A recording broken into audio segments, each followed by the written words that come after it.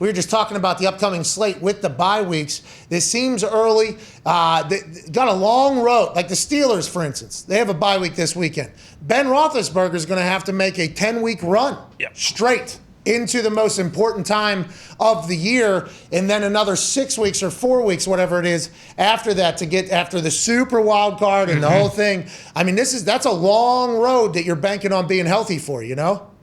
Yeah, I mean, you just honestly, I feel like you got to go into the season. Like when I was in college, we didn't have bye weeks. They have bye weeks now, but I would just go into the season feeling like we don't have a bye week. Like mentally and physically, I need to prepare like it doesn't matter. There's no break.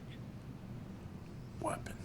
The 5 or 4 days, the extra 5 days you get from a bye, hey guys, take some time off, get healthy. Guess what, bud? If I'm hurt, 5 days doesn't get me healthy. Like that's not the case. That's not how it works. Yeah, I can feel a little bit better. Maybe my legs feel better, but guess what? When we come back in our first practice from the bye, my legs are going to feel terrible and they're going to be dead because I've been out of this for 4 days. I was about to say, I used to feel like I couldn't punt when I didn't punt for 5 straight days in the middle of the season.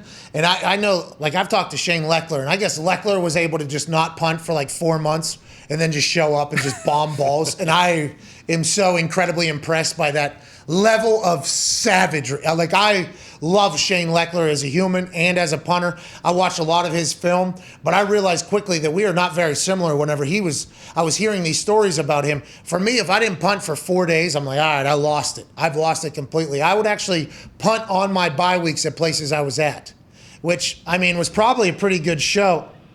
I'm getting a call from Frank Reich. Come on, Frank.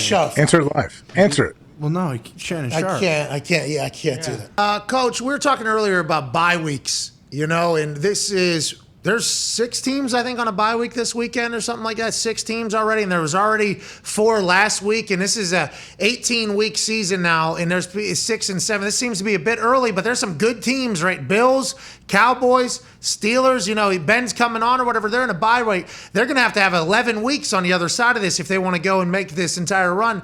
Did you ever have a thought on the bye week, or is it just you have to have the mentality of whenever we get it, we get it? Because I was always, I thought the team reacted better when it was in the middle. Felt like middle was always the best time. There was a couple early, there was a couple late, but does the coach have any thoughts on that, or do you guys have any say in anything either in that? So as far as the bye weeks go, you know, in a perfect storm, a perfect world, you'd love it to be right in the middle of the season.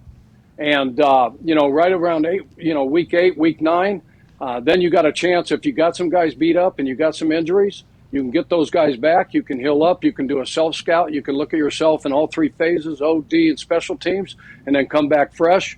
You know, obviously in my first year having it, you know, week 4, you know, we didn't like it at the beginning of the season when we first got our schedule, but the way it turns out, it worked out perfectly for all of us involved. So there's a lot of different schools of thought. Yeah, you got to put your head down. It's a long season. It's an extra game. You got 17 games this season. We've got great parity in this league right now.